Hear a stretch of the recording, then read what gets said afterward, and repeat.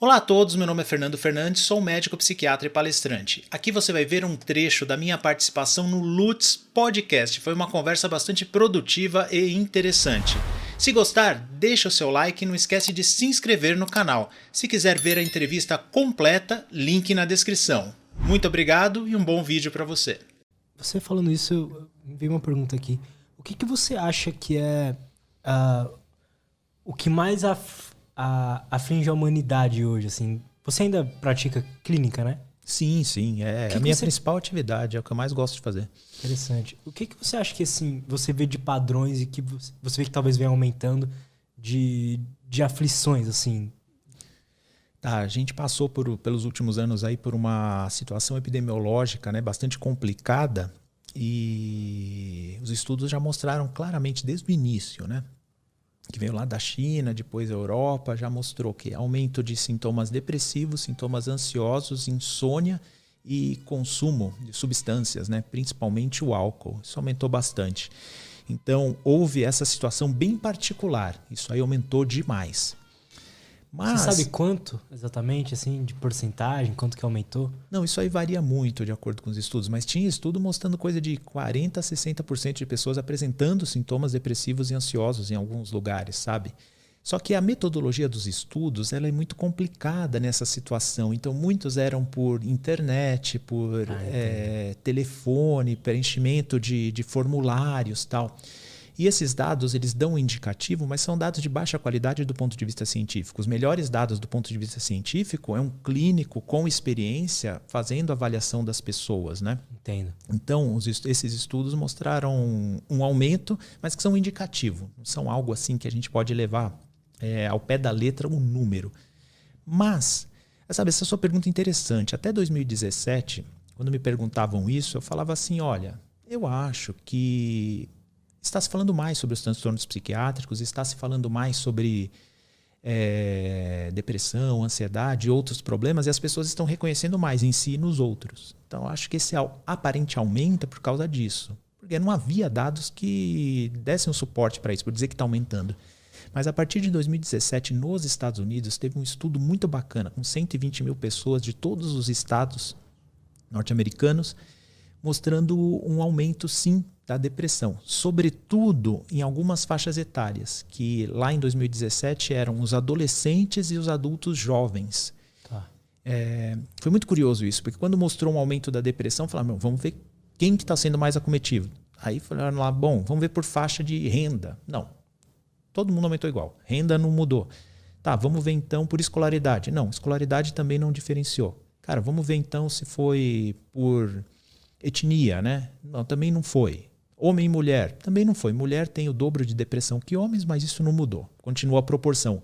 O que causou a desproporção foi idade. Então parece que tem algo nessa geração, atualmente, de adolescentes e adultos jovens que vulnerabilizou mais para a depressão. Então realmente está tendo aumento. É muito complicado. Isso é muito complicado, né? Porque, Luiz, em medicina é relativamente fácil ver que algo está acontecendo. Agora, as causas é muito difícil, porque tem que isolar um monte de variável de confusão, né? Então, a gente pode especular. Né? Teve uma matéria da Veja que eu fui um dos entrevistados. Essa matéria foi interessante, né? Sobre o aumento de depressão em adolescentes, né? E a jornalista que ficou meses fazendo a matéria, foi curioso, porque ia sair a matéria, falando, doutor, vai sair a matéria. Aí acontecia um escândalo de corrupção. Aí saía na capa o escândalo de corrupção, não saía a matéria. Aí ela falou, não, agora vai sair a matéria. Aí, cara, teve uma vez até que ia sair a matéria e o norte-coreano lá falou que ia soltar uma bomba e aí saiu ele na capa. Eu falei, cara, não vai sair nunca isso aí. Aí teve uma vez que saiu, não saiu a matéria de capa foi corrupção. E uma daquelas 3 matérias que estava em cima da capa da revista foi disso, do aumento da depressão. E ela vivia me perguntando assim, doutor, você acha que rede social aumentou a depressão e a ansiedade nos jovens e tal? Eu falo, cara, complicado você atribuir esse aumento a um fator, uma tecnologia, uma coisa que aconteceu. Eu não diria isso. E aí ela outra vez perguntava a mesma coisa. Eu falava, não, eu não diria isso, né? Entenda, ela quer a resposta que vai dar clique, né? Que vai dar bait, né? Ela quer a resposta. E no fim teve um colega que respondeu algo parecido com isso e ela colocou no fim. Mas aí para mim, o como que eu tentaria responder isso de forma abrangente? É certo que algo modificou o quê? A resiliência dos jovens, né? Algo modificou a resiliência dos jovens, algo na formação deles, porque a resiliência é algo bastante complicado, que ela vem sendo formada desde o nascimento, Luiz, é impressionante. Bebês institucionalizados, que é um bebê que cresceu no orfanato, sabe, numa instituição, em vez de no seio de uma família, com o pai, a mãe que cuida, né? Independente da configuração que a família tenha, mas que cresceu no seio de uma família, ele desenvolve com muito mais resiliência do que crianças institucionalizadas, entende? Esse é só um exemplo para falar o quanto que é complicado a gente atribuir a causa que levou, porque isso para mim é um ponto pacífico. Essa geração tem maior vulnerabilidade, ou seja, tem menor resiliência, né? Para, enfim, passar pela vida, pelas adversidades sem desenvolver um transtorno psiquiátrico. Alguma coisa aconteceu na formação. Eu acho que é aí que a gente tem que olhar. Né? E foi especulando pode ser a facilidade que a gente vive hoje, né? Que minha geração cresceu numa facilidade maior que as gerações anteriores, assim, de tipo, de preço das coisas, de faltar comida, de possibilidades. Sem dúvida, sem dúvida. Mas aí, sabe, é o que você falou, especulação. Especular a gente pode conversar aqui, né? Se ficar claro que é isso, né? Que é uma especulação. Então, mas aí é algo que eu poderia falar assim, mas assim, toda geração subsequente teve uma vida melhor que a geração anterior, em média. Tirando situações de guerra, etc., né? Tirando pontos fora da curva, se a gente pega assim, em geral, as gerações subsequentes, em geral, uma geração anterior deixa um mundo um pouquinho melhor, mais fácil para os filhos e assim por diante, né? Bom, tudo tem exceção, mas em geral acontece isso. Aí fala assim, Fernando, mas tem que lidar com essa tecnologia. Eu falo, cara, quando eu era pré-adolescente, era o videogame que ia me destruir. Os meus irmãos era a TV. Acho que o meu pai era o rádio, entende? Meus irmãos mais velhos, né? E agora é a rede social, os jogos, por exemplo, né? Então, sempre tem uma tecnologia nova, sempre tem um... então, é muito complicado isolar. Tudo a gente pode especular e muito provavelmente seja um pouco de cada coisa que a gente, converse aqui, né? O fato é que, com relação à rede social, por exemplo, uma coisa eu concordo, cara. A humanidade se desenvolveu com a gente tendo que se relacionar com quem, cara? Inicialmente com a nossa família, o núcleo familiar. Antigamente a família era um pouco mais expandida. E depois com os nossos amigos, a nossa comunidade local. E a gente tinha um hall ali de, sei lá, 30 ou 40 pessoas com quem a gente tinha que negociar, conquistar, né? Com fazer uma média, enfim, uns com mais amor autêntico, outros com mais uma negociação para conseguir o que você quer, que é normal da vida, isso nas relações. E era isso, a nossa busca por aprovação era num círculo um pouco mais restrito. Agora esse negócio expande de uma maneira exponencial, né? Agora a gente quer ser aprovado por 10 mil pessoas. Né? Por 10 mil pessoas. Ontem na minha live tinha gente, esse ganhou de lonjura. Tinha gente da Nova Zelândia, tinha gente no Canadá, no Brasil inteiro, entende?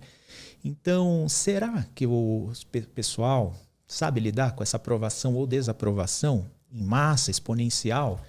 Então, nesse sentido, será que você sabe lidar com o menos sucesso que você tem em relação aos outros? Então, isso pode ser um dos fatores também. Né? Porque a gente não se desenvolveu, a humanidade não se desenvolveu dessa forma, né? As relações se davam de uma maneira diferente. Primeiro que era ao vivo, e segundo que era num círculo muito menor. A gente tinha um pouquinho mais de controle de quão bem ou mal a gente estava interagindo, né? E agora as interações são muito grandes, impactam demais alguns jovens. Então, pode ser um fator a mais aí. Outra coisa, né? Ou falta de contato familiar. E a resiliência tem tudo a ver, Luiz. Aí falando um pouco do desenvolvimento, né? Naquele momento que você perguntou, não entrei nesse tema, mas a gente entra agora. A coesão familiar e o apoio familiar que as pessoas têm é fundamental para o desenvolvimento da resiliência na vida adulta. Né?